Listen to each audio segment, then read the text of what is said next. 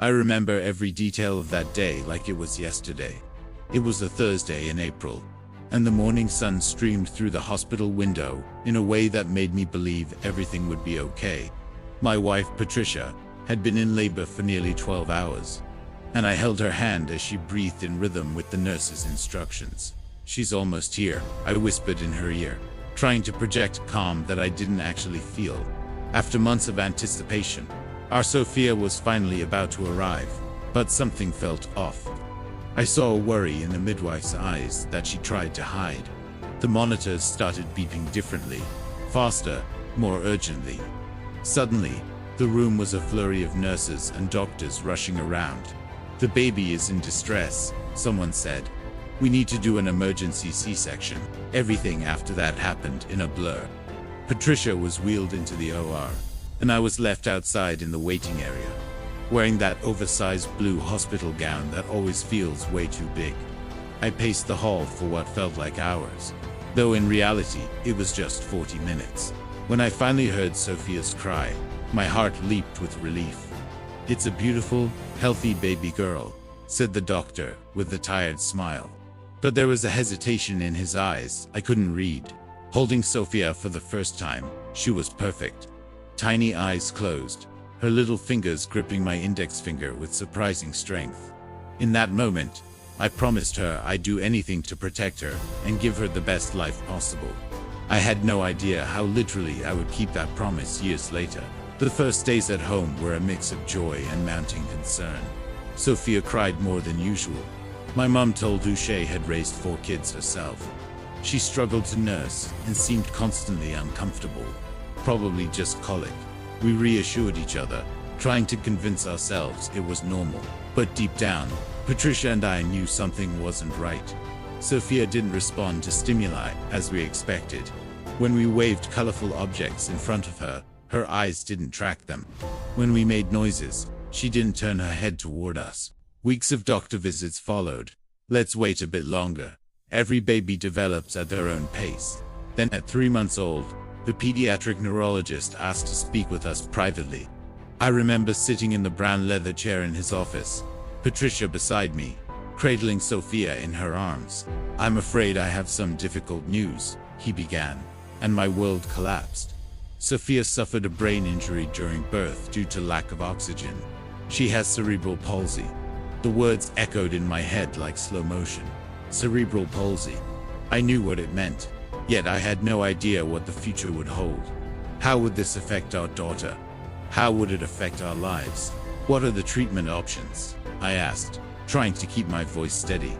Patricia had begun crying silently, hugging Sofia tighter. "We'll do everything we can," the doctor said. "Physical therapy, occupational therapy, speech therapy. She will need ongoing support, but every case is unique. We can't predict exactly how she will develop." We left the office in silence. In the car, we finally broke down, crying together for several minutes, holding each other tightly, with Sofia sleeping peacefully in her car seat, oblivious to the storm around her. That night, after putting Sofia to bed, I sat at the computer and began researching everything about cerebral palsy. Medical articles, parents' testimonials, statistics that terrified me, and stories of resilience that gave me hope. I learned that no 2 children with cerebral palsy are alike. Some live almost entirely normal lives. Others need constant care. One thing stood out in all my research: communication. Many children with cerebral palsy struggle to express themselves, creating frustration for both them and their families. I read about communication boards, picture cards, alternative methods parents around the world used to connect with their kids. That night, a thought began to take shape. I worked as a systems analyst at a tech company in Recife, spending my professional life solving problems through programming. And now I faced the biggest problem of my personal life. How would I communicate with my daughter when she grew up? Patricia found me still awake at 3 a.m., reading about assistive technologies. "You need to sleep," she said, sitting beside me. "I'm thinking," I replied. "If Sofia has trouble communicating, I want to be ready. I want her to have every tool possible to express herself. She's still a baby." "Rodrigo," Patricia said softly, "we have time. But I knew we didn't have as much time as we wished. Brain development windows are limited, and every day counts when it comes to stimulation and learning. That early morning, looking at my daughter sleeping in her crib, I made a silent promise. I would do whatever it took to make sure she could communicate with the world. I had no idea that promise would take me down an unexpected path, transforming not just our family's life, but the lives of thousands of other families worldwide. At that moment, I didn't know my daughter would teach me more about communication than I ever imagined possible. The following months were a whirlwind of therapy, doctor appointments, and adaptations. Sofia started physical therapy at just 4 months old. Patricia and I learned exercises to do with her at home, ways to stimulate her motor and cognitive development. We turned our living room into a mini rehab clinic, with colorful Pilates balls, textured mats, and sensory toys. Watching her in speech therapy, I truly began to grasp the challenge ahead. The therapist tried to stimulate her vocalization, encouraging her to follow simple commands. But Sofia seemed to exist in her own world, trying to communicate in ways we adults couldn't understand. She was trying to talk to us. I told Patricia one night after a particularly frustrating session, "I can see it in her eyes. She wants to communicate, but can't." That's when I made a decision that would change everything. I would create a tool that allowed Sofia and other kids like her to express what they were thinking and feeling. I didn't know how yet, but I knew I had to try. The first major battle we faced wasn't cerebral palsy itself, but the bureaucracy and the cost of treatment. Sofia was 8 months old when we discovered an experimental stem cell therapy being tested in the United States, with promising results for children with cerebral palsy. Dr. Martinez, Sofia's neurologist, explained the procedure during a consultation. "It's a new technique, still experimental, but the initial results are encouraging. Stem cells can help repair some neurological damage and improve motor and cognitive function. Where can we get this treatment?" I asked immediately. "For now, only at specialized clinics in the United States. But I need to be honest with you. The cost is very high. We're talking about roughly $40,000, not including travel or accommodation." It felt like I'd been punched in the stomach. $40,000. I earned a decent salary as a systems analyst, but we had never managed to save anything close to that. At that very moment, I literally had $3 in my wallet. "Is there any way to get funding? Any government programs?" Patricia asked, always more practical than me in situations like this. "Unfortunately, no.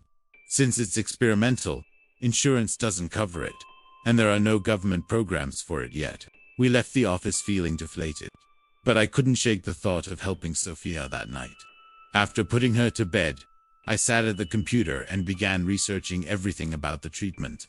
I read scientific studies, testimonials from parents who had taken their kids for the procedure, and research results. The more I read, the more convinced I became that we had to try. An American mom had written a blog about her daughter, who had cerebral palsy similar to Sofia's, and how much she improved after treatment. She started moving her arms more coordinated, communicating better, and even managed to sit up unassisted, she wrote. That's when a wild idea hit me. If I didn't have the money, maybe I could get it with help from others. The internet was gaining popularity. Social media was starting to pick up. Why not try an online fundraising campaign? I spent the whole night creating a simple website. I called $1 for a dream. The idea was simple. If 40,000 people donated just $1 each, we could reach the amount needed for Sofia's treatment. I wrote her story, explained cerebral palsy and the stem cell therapy, and uploaded photos and videos. "Do you think this will work?" Patricia asked the next morning when I showed her the site. "I don't know," I answered honestly, "but I have to try. I can't live knowing there's a chance to help our daughter and do nothing." I started sharing the link on my social media, emailed friends and family, posted on cerebral palsy forums. The initial response was modest, some donations of 5 or 10 reais, messages of support and encouragement. But something happened that I didn't expect. A journalist in Recife saw the site and decided to do a story about our journey. The report aired on the local afternoon news, and within hours the site began receiving visitors from all over Brazil. "Rodrigo, you need to see this." Patricia called me at work. "The donation counter won't stop climbing." I ran out of the office to get home. When I opened the site, I couldn't believe my eyes. In just one day, we had raised over 5,000 reais. Messages of support poured in from complete strangers, people from other states who identified with our struggle. The story snowballed beyond anything I could have imagined. Other media outlets began covering it. The site was shared thousands of times on social media, and I started getting calls from TV programs wanting to interview our family. In 2 weeks, we had reached half the necessary amount. In a month, the "A Dollar for a Dream" campaign had raised the full $40,000. Even more, it had raised enough to cover travel and accommodation expenses as well. I remember the day we closed the campaign. I was sitting in the living room, Sofia in my lap, staring at the numbers on the computer screen. Over 60,000 people had contributed, from children donating their allowance to business owners making substantial donations. Every contribution came with a message of love and hope for Sofia. "She has no idea how many people are rooting for her," Patricia said, eyes misty. 2 weeks later, we were on a plane to Miami. Sofia was 1 year and 2 months old, about to become the first Brazilian child to receive this experimental cerebral palsy treatment. The responsibility was immense. I knew thousands would be watching the results. The clinic in Miami was impressive. Dr. Rodriguez, the doctor performing the procedure, explained everything in detail. "We'll extract stem cells from Sofia's bone marrow and, after a special process, inject them intravenously. These cells have the potential to migrate to damaged areas of the brain and promote tissue regeneration." The procedure itself was quick, about 2 hours, but to me it felt like an eternity. Sofia was under anesthesia, and Patricia and I waited in the lounge, praying and hoping everything went well. "The next 6 months will be critical," Dr. Rodriguez explained afterward. "The effects aren't immediate. We need to wait and see how Sofia's body responds to the treatment." We returned to Brazil with a mix of hope and anxiety. I knew we had done everything possible and wouldn't spare any effort to give Sofia every opportunity to develop. But now it was a matter of patience and waiting. In the following months, we resumed Sofia's therapy routines, but now, with even closer monitoring. We documented every small progress, every new skill she developed. Slowly, we began to see changes. Sofia started gaining better control of her head and neck. Her movements became slightly more coordinated. In physical therapy, she could sit unsupported for longer periods. Small progress, maybe unnoticed by outsiders, but for us, enormous victories. The stem cell treatment wasn't a miracle. Sofia still had cerebral palsy and always would. But it gave us something invaluable: hope, and the certainty that she had the potential to develop beyond the doctor's initial expectations. During this recovery period, I began thinking more seriously about communication. Sofia was almost 2 years old, and although she could make some sounds and show her preferences non-verbally, she still couldn't express herself clearly. I saw the frustration in her eyes when she tried to tell us something, and we couldn't understand. "She's trying to talk to us," I would constantly tell Patricia and the therapists. "I know she has things to say. She just can't find a way to say them." The "A Dollar for a Dream" campaign had changed our lives in many ways. It didn't just make Sofia's treatment possible, it taught me something fundamental about the power of technology and communication to mobilize people. 40,000 people came together around a common goal, simply because we told our story clearly and compellingly online. If the internet could connect our family to tens of thousands of people across Brazil, why couldn't it connect Sofia to the world around her? Why couldn't it give her a voice everyone could hear and understand? At the time, I didn't yet know these questions would lead me down a completely new path. I had no idea that, soon, I would leave my stable career as a systems analyst to become an unlikely entrepreneur, dedicated to creating solutions for people with disabilities. The "A Dollar for a Dream" campaign had taught me that when you have a purpose bigger than yourself, people rally to help. When you're fighting for someone you love, no obstacle is too big. And when you combine determination with technology, extraordinary things can happen. Sofia was about to teach me all of this in ways I could never have imagined. 6 months after the stem cell treatment, our lives took a completely unexpected turn. I was at the office, working on a system analysis for a banking client, when I received a call that would change everything. Mr. Santos, a voice with a foreign accent, said, "My name is Marcus Weber. I'm an investment director for a German group specializing in rehabilitation centers. We've been following your daughter's story in the media and would like to speak with you." At first, I thought it was someone trying to sell some treatment or alternative therapy. I received calls like that almost daily, ever since our story became known. But Marcus continued, "We have rehabilitation centers in Germany and Portugal, and we are considering expanding into South America. Brazil seems like a promising market, and we believe your experience and knowledge of Brazilian families' needs would be extremely valuable." We scheduled a meeting for the following week. Marcus arrived in Brazil, accompanied by 2 partners, Dr. Elizabeth Hoffman, a physiotherapist specializing in cerebral palsy, and Thomas Klein, an expert in rehabilitation clinic management. "We've observed how you managed to mobilize Brazilian society around your daughter's cause," Dr. Elizabeth said during our conversation. "This shows there's a huge unmet demand for quality rehabilitation services in the country." They had done their homework. They presented data on Brazil's population with disabilities, the shortage of specialized centers in the Northeast, and market growth projections. The proposal was enticing. They would provide all the equipment and technical expertise, and I would be the local partner, responsible for management and community connection. Recife would be the ideal location, Thomas explained. "It's a large city with good infrastructure, but still lacking specialized pediatric rehabilitation services." I left the meeting with my mind racing. On one hand, it was a unique opportunity to help hundreds of children like Sofia. On the other, it meant leaving my stable tech career to enter a completely unfamiliar market. "What do you think?" I asked Patricia that night, after telling her about the proposal. "I think you've already decided," she replied, smiling. "I know that look. It's the same one you had when you decided to create the campaign for Sofia's treatment." She was right.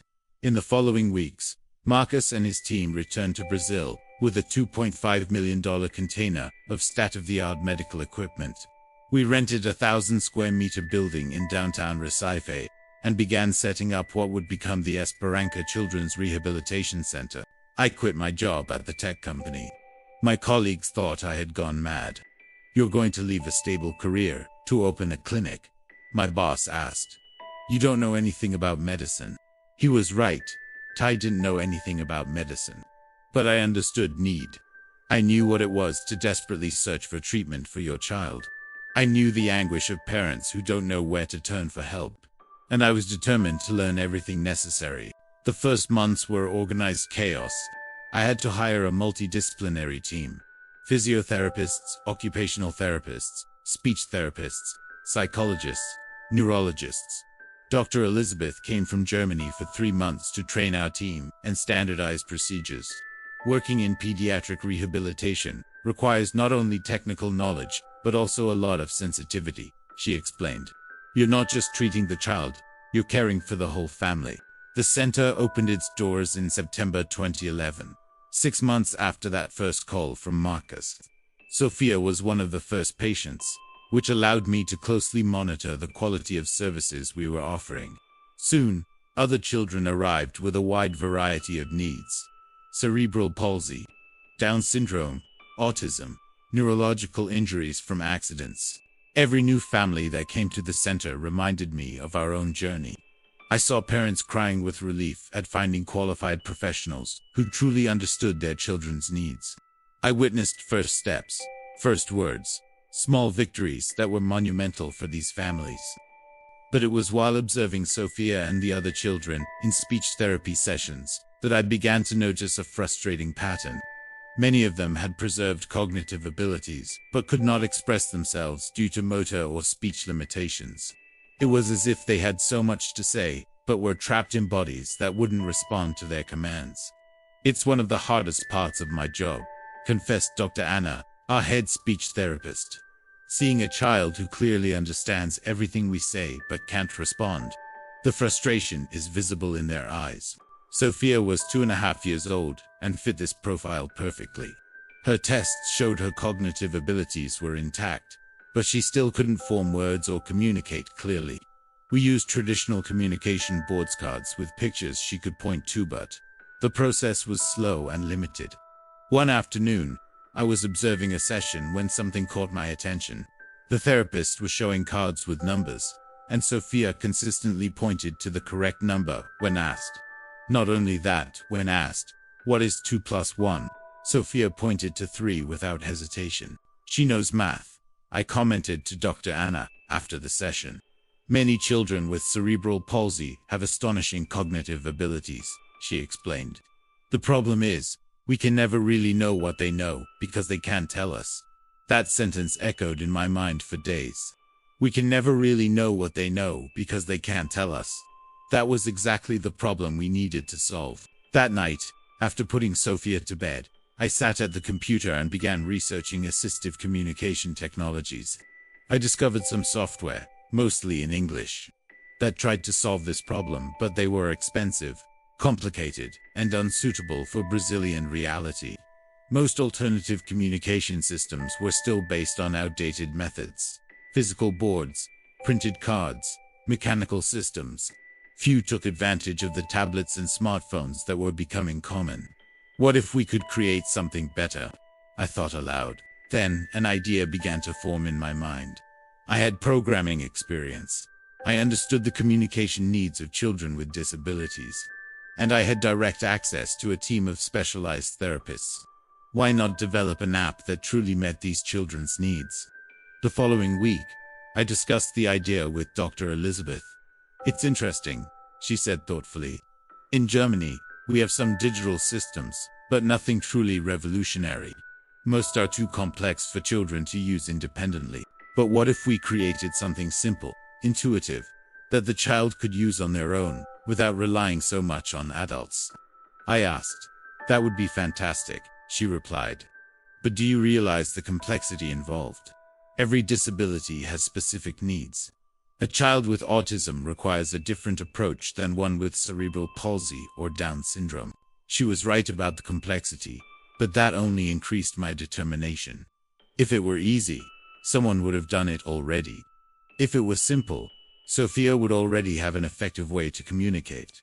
The difficulty only meant it was worth trying.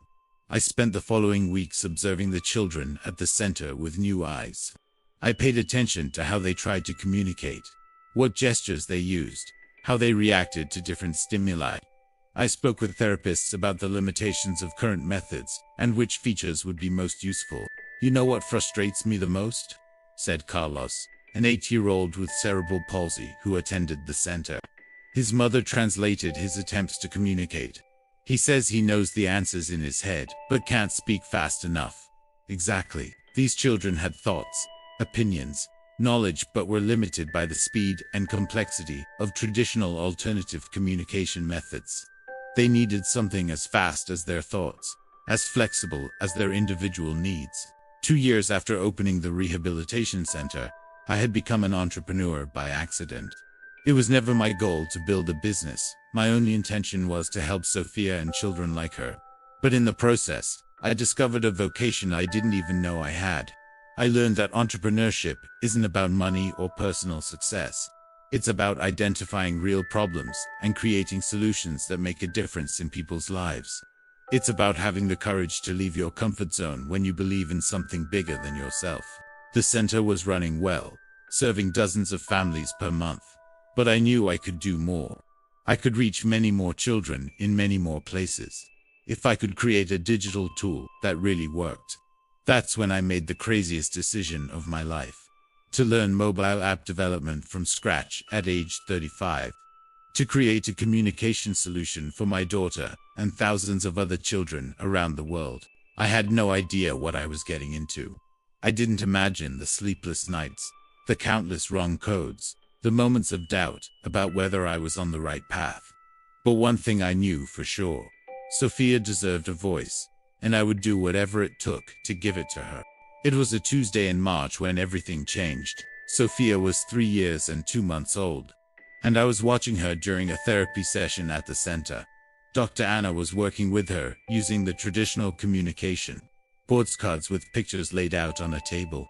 "Sofia, where is Mummy?" the therapist asked. Sofia looked at the cards, hesitated for a moment, and then pointed to the figure of a woman. But there was something different in her eyes that day. A kind of impatience, as if she wanted to say much more than the cards allowed. Dr. Anna continued, "And where is Daddy?" Sofia pointed correctly, but then did something that surprised me. She took the Daddy card and placed it next to the Mummy card. Then she picked up a third card, the child, and placed it between the two. She had created a representation of our family. She wasn't just answering questions, I said aloud. She was telling a story. Dr. Anna paused and looked at me. "You're right." She arranged the cards to show the relationships between them. That's much more complex than simply identifying isolated figures. After the session, I sat with Sofia on my lap and grabbed some cards to play with her at home. I spread various figures on the table: food, toys, actions, people. To my surprise, Sofia began organizing the cards logically, creating small visual narratives. She placed the girl card representing herself next to the ball card, indicating she wanted to play. Then she picked up the water card and placed it near her mouth, showing she was thirsty. These were not isolated responses. They were complex, sequential communications. "Patricia, you need to see this," I called to my wife. "Look at how she's communicating." Patricia came over and watched as Sofia continued arranging the cards. Within minutes, our daughter had created a sequence that clearly said, "Sofia wants to play with the ball, then drink water, and then watch cartoons." "My God," whispered Patricia. "She's building entire sentences." It was in that moment that I had my first major revelation. Sofia was not a child with cognitive limitations, who occasionally managed to communicate. She was an intelligent, articulate child, trapped in a primitive and limited communication system. In the following weeks, I began observing Sofia with completely different attention. During meals, I noticed she pointed to objects in a specific order, as if constructing sentences. When she wanted to watch a specific cartoon, she would lead me to the TV, point to it, then point to the remote, and finally point to herself. A clear sequence of "Sofia wants to watch TV." But the physical card system was frustrating for her. Often, the card she needed wasn't available. Other times, she wanted to combine concepts in ways the cards didn't allow. I saw many situations where she clearly tried to express something complex, but gave up because the method was too limited. One night, after a particularly frustrating card session, Sofia began crying in a way I had never seen. It wasn't a cry of physical pain, nor of tantrum or fatigue. It was pure frustration, as if she was screaming, "I have so much to say, and you don't understand me." I picked her up and held her as she cried. "I know, my daughter," I whispered into her ear. "I know you have things to tell us, and I will find a way for you to speak to us." That very night, with Sofia finally asleep in my arms, I made a decision that would change our lives. I would learn to program mobile applications and create a tool that would truly allow Sofia to express herself fully. I had never programmed a mobile app in my life. My experience was limited to corporate systems, databases, and basic websites. But I knew if other people could create apps, I could too. I had to. I started by buying every book on Android development I could find. I signed up for online courses, watched hundreds of tutorials on YouTube, joined programming forums. Every night, after putting Sofia to bed, I studied. Patricia often found me asleep at the keyboard, with programming code on the screen. "You need to rest," she would say. But I couldn't stop. Every day I delayed was another day Sofia remained limited in her communication. The first attempts were disastrous. I created interfaces that seemed perfect in my mind, but were confusing and unusable in practice. Buttons too small for little fingers. Colors that didn't contrast enough. Navigation too complex for children with motor limitations.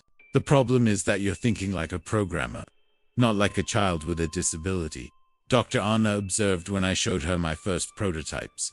You need to understand exactly how these children interact with objects, how they process visual information, what their specific motor limitations are. She was right. I began spending even more time observing Sofia and the other children at the center. I noticed that Sofia had difficulty touching small targets on the screen, but could easily touch larger areas. I realized certain color combinations confused her, while others naturally attracted her attention. I discovered she processed information very visually and sequentially. If I showed 3 cards at once, she became confused. But if I showed one at a time, in a logical sequence, she understood perfectly. Months of trial and error followed. I created app versions, tested them with Sofia, identified problems, and started over almost from scratch. Some nights, after hours of programming, I was so frustrated I wanted to give up. Maybe I'm not capable of doing this, I confessed to Patricia on one of those difficult nights. Maybe it's better to leave it to the specialists. Which specialists? She replied. For the past 2 years, you've been living daily with dozens of children with communication needs. You know the limitations of current systems better than any Silicon Valley programmer. And more importantly, you know Sofia better than anyone else in the world. She was right. As frustrating as it was, I was uniquely positioned to be at once a father of a child with special communication needs, a rehabilitation center manager, and a programmer learning to create mobile solutions. This combination of perspectives was rare, perhaps unique. That's when I changed my approach. Instead of trying to create the perfect app all at once, I decided to focus on solving one problem at a time. First, how to allow Sofia to express basic needs faster than with physical cards. I created an extremely simple interface, just for large buttons on the screen, each representing a basic need, with a clear image and a word spoken aloud when touched. Hunger, thirst, bathroom, play. When I showed it to Sofia, she immediately understood. She touched the thirst button. The app said water aloud, and she smiled. It was the first time she could speak a clear word through technology. It works. I shouted to Patricia, who ran over to see what had happened. But the real revelation came in the following weeks. Sofia didn't just use the buttons to express immediate needs. She began using them to build more complex sequences. She would touch play, then point to a specific toy, then touch thirst, creating a narrative. I'm going to play with this, and then I'll want water. I realized she was thinking in terms of temporal sequences, planning her activities, and trying to communicate those plans to us. The app, even with just 4 buttons, had unlocked a communication ability that had been blocked. But it was only the beginning. If Sofia could do so much with 4 options, imagine what she could do with a fully developed system with hundreds of words, concepts, and combinable possibilities. It was then that I understood the true scope of what I was attempting. I wasn't just creating an app for Sofia. I was developing a new form of communication for millions of people around the world who had much to say but couldn't find their voice. The silent revelation had occurred. My daughter didn't need to learn to speak. She needed the world to learn to listen. And I would be the bridge to make that happen. In the nights that followed, with eyes burning from exhaustion, but a heart full of purpose, I continued programming. Every line of code was a word I could give Sofia. Every function implemented was a new possibility for expression. Every bug fixed was a communication barrier removed. Sofia had been talking to me all along. She always had. I just needed to create the right tool to finally hear her. After that first victory with the 4 basic buttons, I became completely obsessed. Sofia had shown me it was possible that she could communicate through technology more effectively than with any traditional method. Now I needed to build a complete system that truly matched her intelligence. I established a strict routine, waking at 6 a.m. to care for Sofia before her therapies, working at the rehabilitation center from 8 a.m. to 5 p.m., having dinner with the family, and from 9 p.m., once Sofia was asleep, dedicating myself entirely to programming. My workspace became a technological battlefield. I had 3 monitors running simultaneously, one with the app development environment, another with tutorials and technical documentation, and the third with forums where I searched for solutions to specific problems. You're going to go blind. Patricia warned me when she found me at 3 a.m., still coding, my eyes red and dry. It's temporary, I replied without looking away from the screen. When I finish, I'll rest. But I knew I was lying to myself. The more I programmed, the more complex the project became. Each feature I implemented made me think of 3 more that would be necessary. It was like unraveling a ball of yarn. Each thread pulled revealed more tangled threads. The first major challenge was understanding how Sofia processed visual information. I discovered that she became confused when there were too many elements on the screen at once. But if I limited the options too much, she became frustrated for not finding the word she was looking for. The solution came from an unexpected observation. One day, while watching Sofia play with her toys, I noticed that she naturally organized them by categories. Dolls with dolls, cars with cars, building blocks with building blocks. She thought hierarchically, organizing the world into logical groups. I applied this discovery to the app. Instead of showing hundreds of words randomly, I created large, clear categories. People, food, actions, feelings. Sofia could choose a category first, and then see the specific options within it. When I tested this version, Sofia immediately understood the logic. She tapped food, saw the food options, chose apple, and the app said apple aloud. It was intuitive for her, but had taken weeks of programming to implement. The second challenge was even more complex.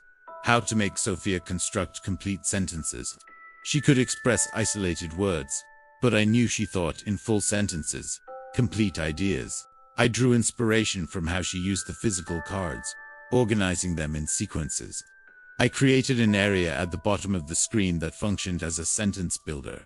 Sofia could tap multiple words, which arranged themselves in sequence in this area, and then a large speak button would say the complete sentence aloud.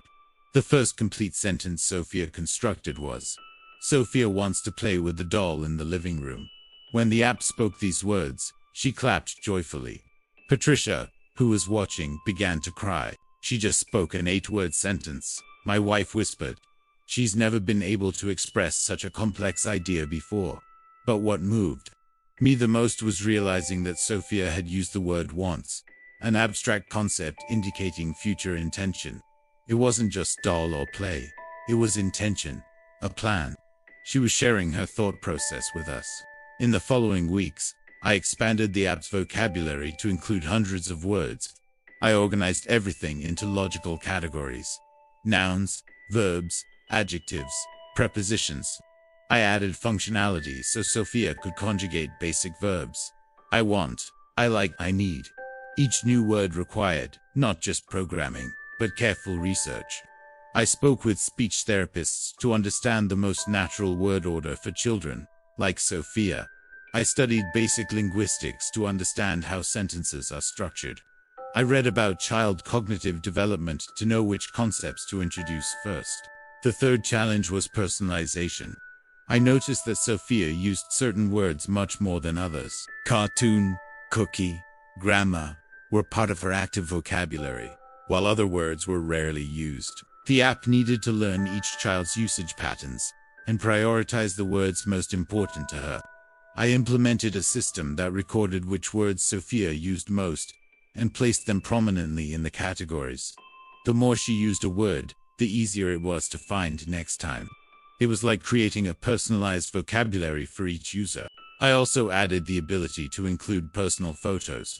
Instead of only generic illustrations, Sofia could tap a picture of herself, our family, or her favorite toys. This made communication far richer and more personalized. The first time Sofia constructed the sentence, "Sofia loves Mummy and Daddy," using our own photos, I knew we were on the right path. It wasn't just a communication app, it was becoming an extension of her personality, a digital way to express who she truly was. But development was not linear. For every victory, there were 10 frustrations.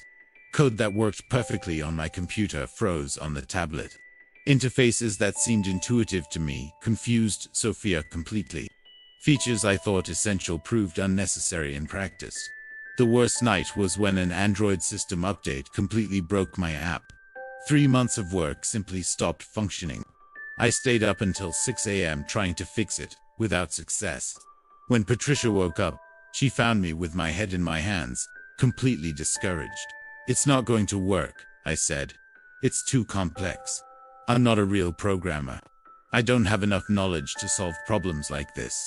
Sofia appeared in the room, still in pajamas, holding the tablet, trying to use the non-functioning app. She tapped the buttons. Nothing happened, and she looked at me with a confused and frustrated expression. "Daddy, where are the words?" She tried to communicate through gestures. It was like a punch to the stomach. Sofia had become accustomed to having her digital voice.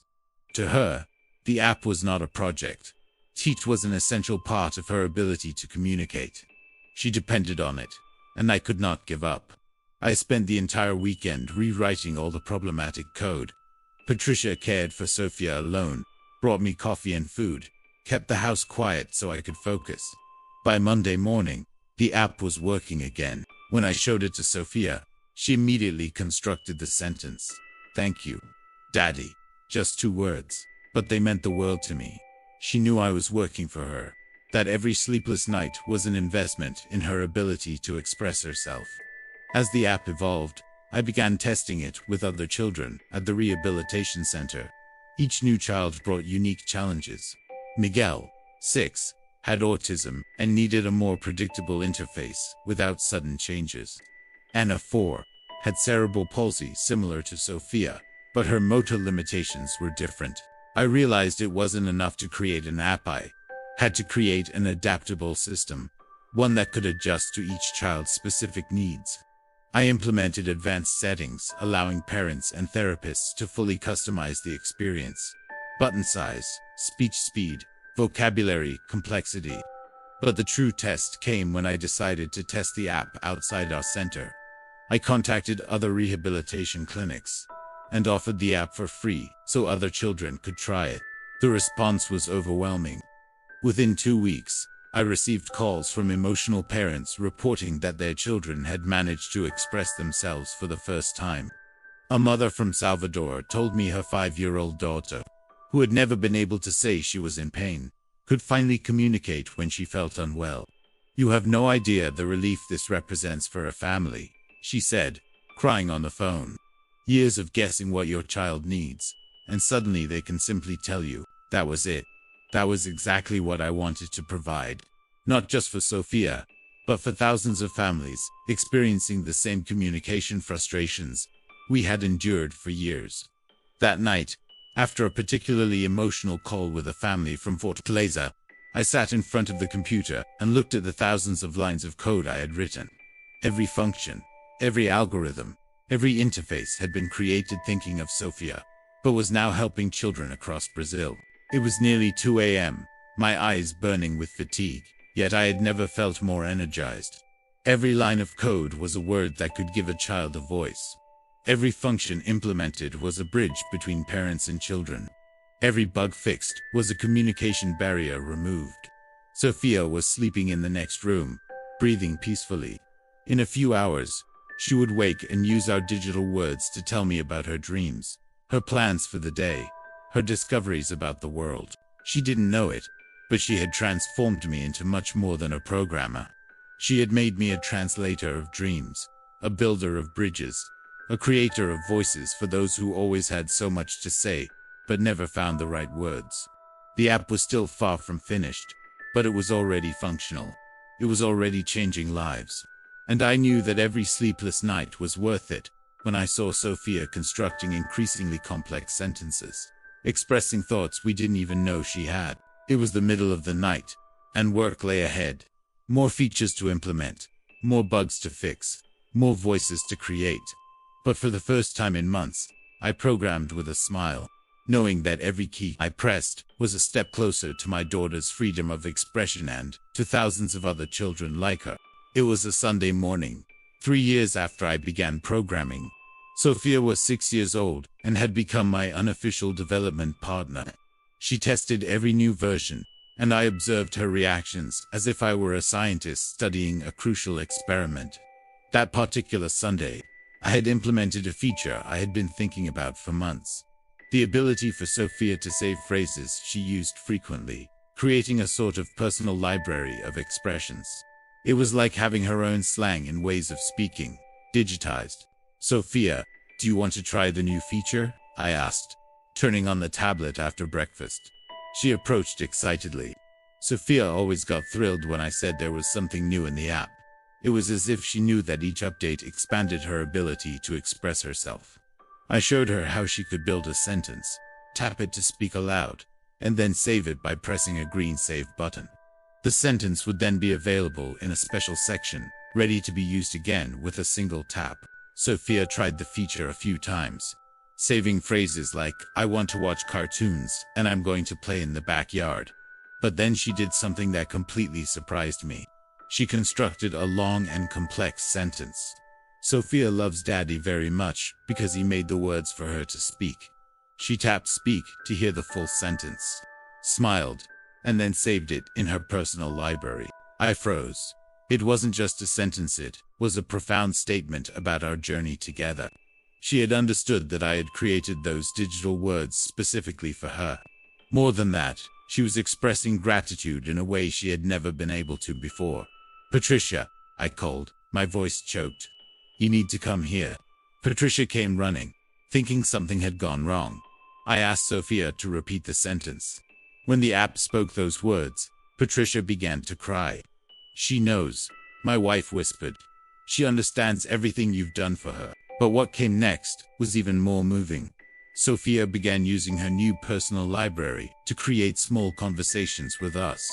She would say a sentence, wait for our verbal response, and then use another saved phrase to continue the dialogue. Good morning, Daddy, she said through the app. Good morning, my daughter. How did you sleep? I replied aloud. Sofia navigated her saved phrases and chose. I dreamed of blue butterflies. I had never known that Sofia dreamed of butterflies. I had never imagined that she could remember and describe her dreams. That simple exchange revealed an entire mental universe of my daughter that I had never known. In the following weeks, conversations with Sofia became increasingly elaborate. She began asking questions of function I had recently implemented. Why is the sky blue? Where are the stars during the day? How do birds learn to fly? Each question was a window into her curiosity about the world. I realized that Sofia not only had the ability to communicate, she had a thirst for knowledge, a desire to understand how things worked. It was during one of these conversations that I discovered something that completely changed my perception of Sofia's intelligence. She had constructed a complex question. Why is 2 plus 2 always 4? It wasn't just a question about basic math.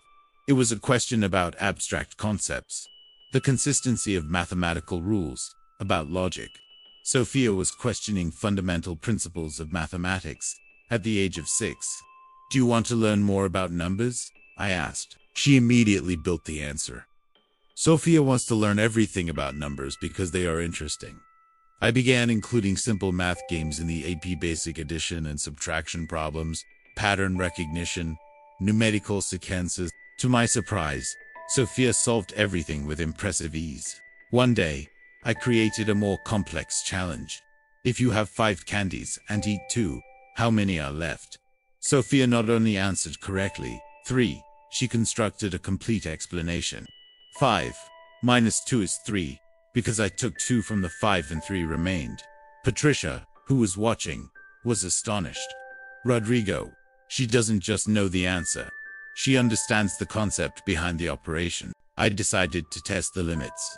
I created basic multiplication problems, division concepts, even some simple geometry notions.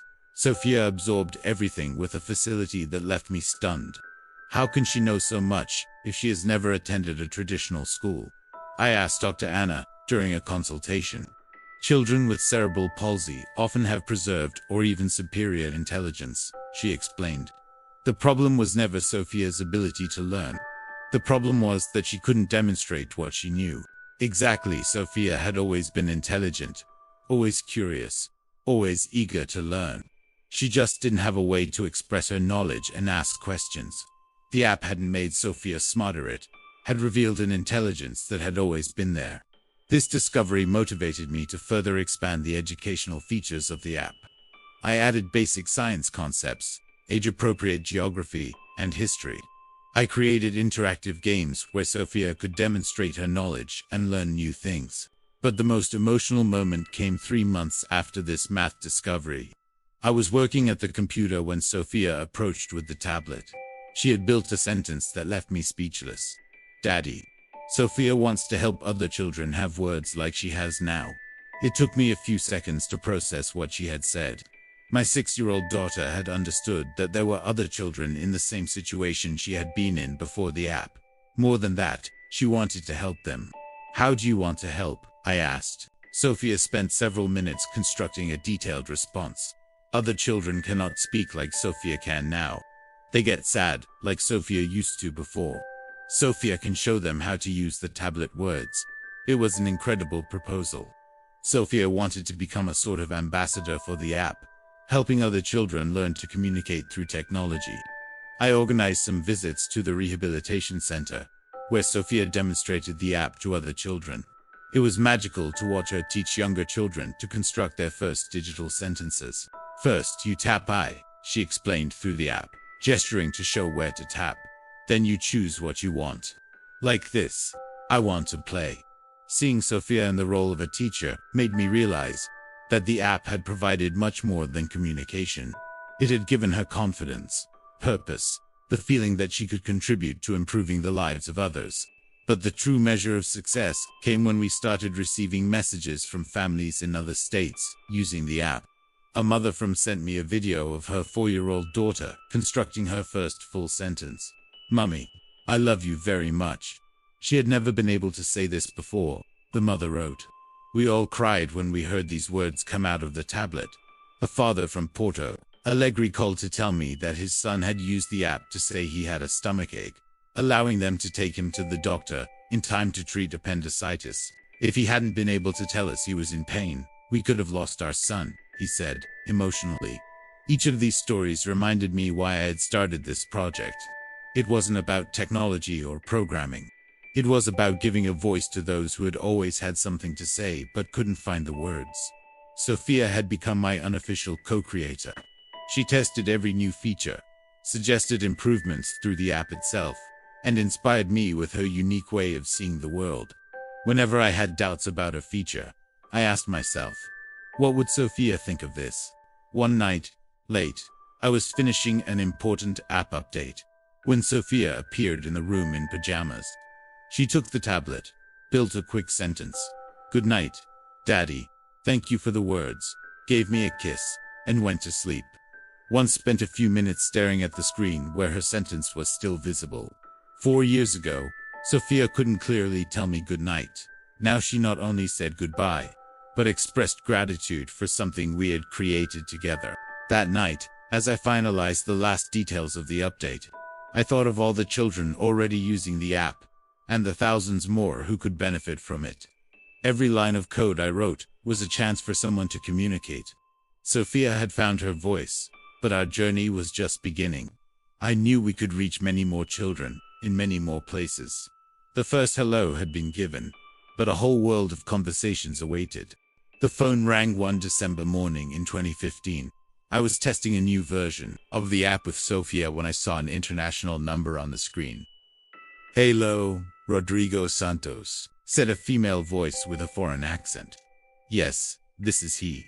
My name is Dr. Sarah Mitchell, and I am the coordinator of assistive technologies at the United Nations. I'm calling about your Livox app." I was silent for a few seconds, trying to process what I was hearing. The UN knew about our work. "Mr. Santos, can you hear me?" Yes. Sorry, I'm just surprised. How did you find out about Livox?" "We received a referral from one of our partners in Brazil, who heard about the impact your app has had on the lives of children with disabilities. We would like to invite you to present Livox at our annual conference on inclusive technologies, which will take place in New York in February." After hanging up, I stood in the living room for several minutes, trying to comprehend what had just happened. In 4 years, the app had gone from our living room to the United Nations. "What is it?" asked Patricia, noticing the shocked expression on my face. "The UN wants me to present Livox in New York," I said, still in disbelief. Sofia, who was playing with a tablet, quickly built a sentence. "Daddy is going to travel to help more children." Her question made me realize the true scope of what was happening. It wasn't about personal recognition. It was about taking our solution to a global audience, to thousands of professionals who could implement it in their countries. In the following weeks, I prepared a presentation that told our story from the beginning. Sofia's birth, the first signs of cerebral palsy, the frustration with traditional communication methods, the nights spent programming, and above all, the impact of the app on her life and the lives of other children. Sofia insisted on recording a video for the presentation. "I want to talk to the people at the UN," she said through the app. In the video, she demonstrated how she constructed complex sentences, how she used the app to ask questions, and concluded with a message: "Thank you for helping children like me have a voice." The conference in New York was surreal. There were representatives from over 80 countries, researchers from renowned universities, and executives from major tech companies. And there I was, a former systems analyst from Recife, who had learned to program mobile apps in the middle of the night. When my turn to present came, I projected the first photo. Sofia, at 2 years old, trying to communicate through physical cards. Her frustration evident. "This is Sofia, my daughter," I began. "And this photo summarizes the problem millions of families face worldwide. Smart, curious children who cannot express themselves due to physical or neurological limitations." I told our full journey, showing the evolution of the app, technical challenges, and above all, the impact on children's lives. When I showed the video of Sofia, I noticed many in the audience were visibly moved. Livox is not just an app, I concluded. It is a bridge between parents and children, between children and the world around them. It is proof that when you combine love, determination, and technology, you can break barriers that once seemed insurmountable. The response was immediate. After the presentation, dozens of people approached me. A representative from the Colombian Ministry of Education wanted to implement Livox in special schools. A researcher from Cambridge University expressed interest in studying the app's impact on children's cognitive development. Tech executives offered partnerships and investments. But the most moving moment came when a woman approached me with tears in her eyes. "My name is Elena Rodriguez," she said in Spanish. "I am the grandmother of a boy with autism in Mexico. I saw your app working in the video and need to know, is it possible to access it?" At that moment, I realized there was a gap between creating a solution and making it truly accessible to those who needed it. The app was working in Brazil, but how could a family in Mexico, or India, or Nigeria use it? I returned home with my mind buzzing with possibilities and responsibilities. In March, we received the UN Award for Best Social Inclusion App in the World. Sofia was by my side when I received the trophy, and she built a sentence that perfectly summarized the moment. "This award is for all the children who can now speak." But the award also brought immense pressure. Suddenly, we were no longer a family project. We were a global reference in assistive technology. Requests started coming in from around the world. Desperate parents, institutions seeking partnerships, researchers requesting data. The first major challenge was translation. The app worked in Portuguese, but we needed to make it available in other languages.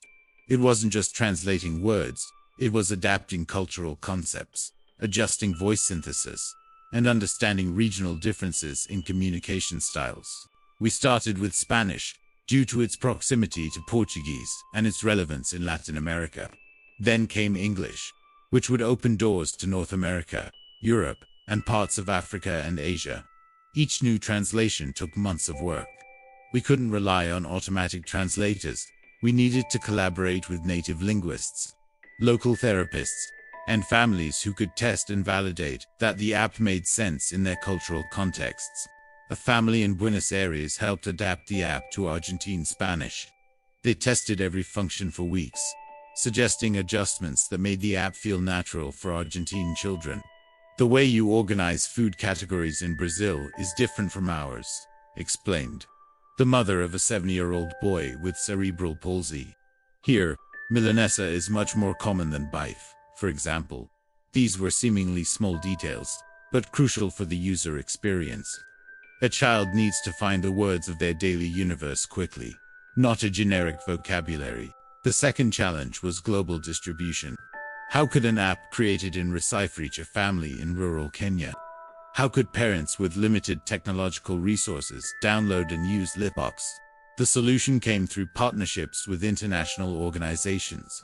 UNESCO became interested in distributing the app in developing countries, offered technical support for implementation in Latin American schools. NGOs, specializing in disabilities, volunteered to train families and professionals. But growth also brought enormous technical responsibilities. The app, which worked well for hundreds of users in Brazil, began experiencing problems when thousands of people tried to use it simultaneously. Servers crashed, synchronizations failed, updates didn't reach all users. I had to learn about cloud infrastructure, system scalability, and global content distribution. Concepts I never needed when programming just for Sofia became essential to serve users worldwide. I hired a small team of more experienced developers in large-scale systems. Delegating parts of a project I had created alone was difficult, but necessary to grow without compromising quality. By 2016, a year after the UN award, we had users in 34 countries. The app was available in Portuguese, Spanish, English, French, and Mandarin. We received daily messages from families reporting their children's first words through Livox. One of the most touching messages came from a mother in Ethiopia. My 5-year-old son had never been able to tell me he loved me. Today he built this sentence on the app for the first time. We cried together for an hour. Another, from a father in Japan. My daughter used Livox to tell me about a nightmare she had.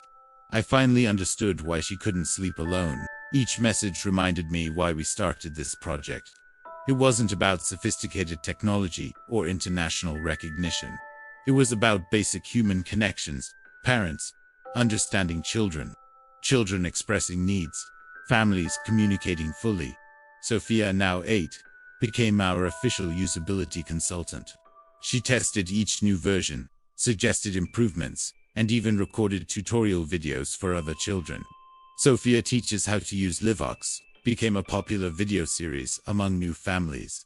First, you tap here, she explained in the video, pointing to the feelings category. Then you choose if you're happy, sad, or angry. It's easy. Her naturalness in explaining complex concepts simply showed me that she had become a true expert in alternative communication. She didn't just use the app, she deeply understood how it worked and how it could help other children. In 2017, we moved our family to Orlando, United States. The decision was difficult, but necessary to expand the project's reach. The US had the largest assistive technology market in the world, and establishing a presence there would allow us to reach millions of families in need of Livox. Sofia adapted surprisingly well. Now I can help American children too, she said through the app on our first day in Orlando. The US presence opened unimaginable doors. Renowned hospitals, like Boston Children's Hospital, began using Livox in their rehabilitation programs. Special schools in California implemented the app as a standard augmentative communication tool. But exponential growth also brought complex ethical challenges. Tech companies became interested in acquiring the project. Investors offered millions of dollars to scale rapidly. The pressure to monetize the app was constant. You could be making much more money, said an investor during a meeting in San Francisco. The assistive technology market moves billions annually. He was right, but that was never our main motivation. Sofia reminded me of this in a conversation after that meeting. Daddy, is money more important than helping children? She asked through the app. Never, my daughter. Children will always be more important. Then why are you worried? Sofia, at 8, had perfectly summarized my dilemma. I decided to keep the app free for families, charging only institutions that could afford to pay. This ensured financial sustainability without denying access to families in need. By the end of 2017, Livox had over 25,000 active users in 47 countries. It was available in 12 languages and used in more than 200 specialized institutions worldwide. But the number I was most proud of was different. 1.2 million. Sentences constructed by children who had never been able to fully express themselves before. Each sentence represented a human connection that the app had made possible. What began in our living room had become a global communication bridge. Sofia had not only found her voice, she had given a voice to thousands of children around the world. And we knew this was just the beginning. Today, as I write these words, Sofia is 10 years old. She is in the next room, using Livox to do her science homework. I dare say she has become one of the children who best masters augmentative communication technology in the world. Not because I trained her, but because she grew up alongside the app, shaping it as much as it shaped her.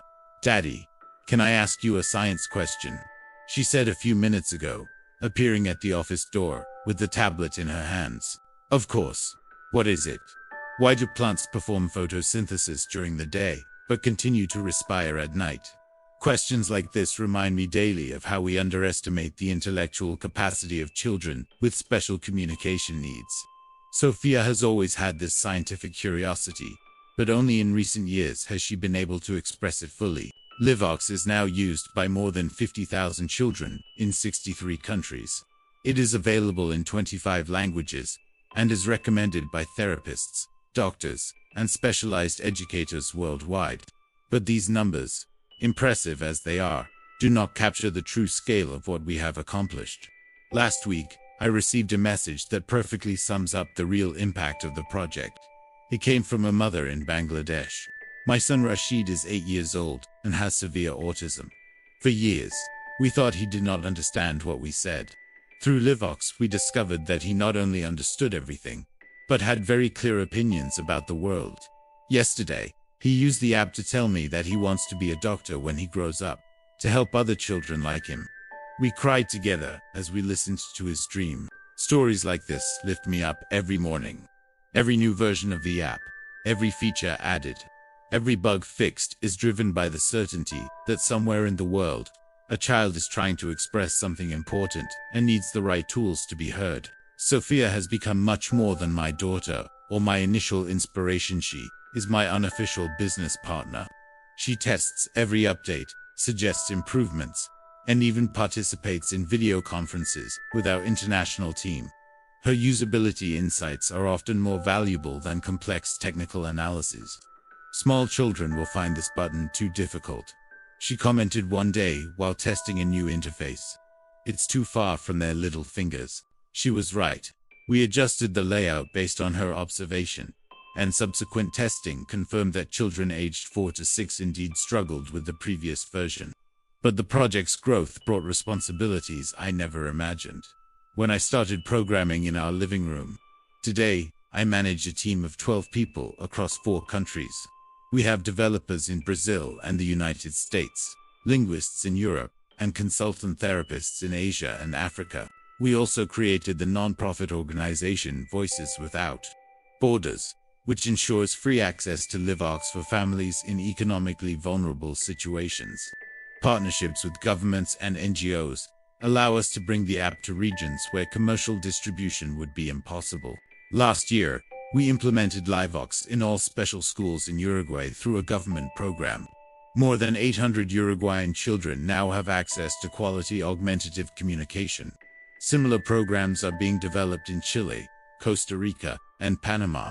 Perhaps the most significant evolution, however, has been technological. The original app, which I created alone late at night, was relatively simple.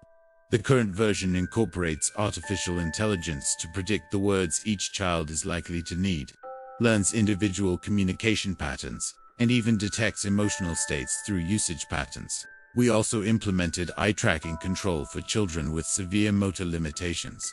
Sofia tested this feature using only her eyes to build sentences, and was fascinated by the possibilities. "Now even children who can't move their hands can speak," she said, excited. "It's like magic, but it's science." Eye tracking technology has opened the app to a completely new population. Children with severe cerebral palsy, amyotrophic lateral sclerosis, ALS, and spinal cord injuries. Conditions that previously completely prevented the use of assistive technologies can now be overcome. Recently, a 9-year-old girl with ALS, sent us a video using only her eyes to construct the sentence. "Thank you for giving me a voice when my body can no longer speak." It was one of the most moving messages we have ever received. International recognition also continued to grow. In 2019, I was selected as an MIT Technology Review Innovator Under 35. In 2020, Livox won the Inter-American Development Bank's Social Innovation Award. Each award is gratifying, but true recognition comes from families who can communicate fully for the first time. Sofia, who now has an active vocabulary of over 8,000 words through the app, develops her own theories about communication and language. Last week, she shared a reflection that impressed me deeply. Normal people speak with their mouths. People like Sofia speak with their hands and eyes through the tablet. But everyone is using their brain to think the words. So everyone is the same inside. This observation summarizes better than any academic theory what Livox has truly accomplished. It has demonstrated that intelligence and humanity do not depend on how we communicate, but on what we have to say. Looking to the future, I see limitless possibilities. We are developing integration with home voice assistants, allowing children to control devices at home through the app. We are researching augmented reality interfaces that could make communication even more intuitive and natural.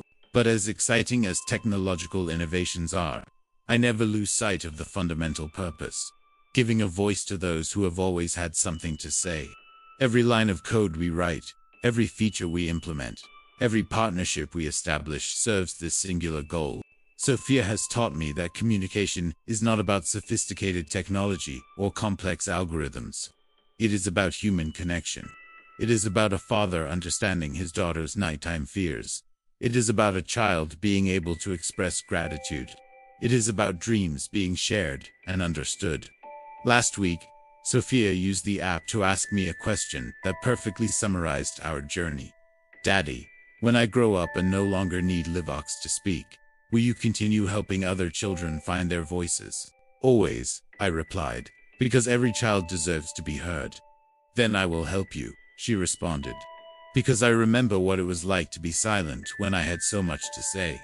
This is the promise we make together, Sofia and I. Our team, our global community of users and partners. We will continue working so that no child remains silent when they have something important to express. The name Livox means freedom in a loud voice, freedom to express oneself, to be understood, to fully participate in the world around you. Every child who constructs their first sentence through the app is declaring their communicative independence, proclaiming their humanity aloud. Sofia has not only found her voice, she has become the spokesperson for thousands of children around the world who also deserve to be heard, understood, and celebrated for all they have to offer. When I look at her today, confident, articulate, curious about the world, I know we have kept our promise. But I also know our mission is far from over. As long as there is a child somewhere in the world trying to express themselves and unable to find the right words, there will be work to do. Because every child has a voice. Sometimes, we just need to help them find the right way to be heard. As I finish writing this story, Sofia approaches with the tablet. She has constructed a message for anyone reading. "My name is Sofia. I am 10 years old and have cerebral palsy. For a long time, people thought I had nothing important to say because I couldn't speak with my mouth. But I always had many words in my head. I just needed a way to show them to the world. My daddy created Livox for me, but we discovered that many other children also needed the same words. Now children around the world can say, 'I love you, I'm scared, I want to learn,' and thousands of other important things. If you know a child who has difficulty speaking, remember, they probably have a lot to say. Sometimes they just need the right tool to speak. And if you are a daddy or mummy like my daddy, know that there is nothing you cannot do for your child when you truly love them." Thank you for reading our story. Now, I need to go do my math homework. Today, I'm going to learn about fractions, and I'm already excited to ask my daddy complicated questions. Note, this story is based on the inspiring real-life journey of Carlos Pereira and his daughter Clara, creators of the Livox app. Names have been changed for narrative purposes, but the impact, dedication, and love that transformed a personal need into a global solution remain entirely true. Today, Livox continues to change the lives of thousands of families worldwide, proving that when we combine parental determination with technology and purpose, any communication barrier can be broken.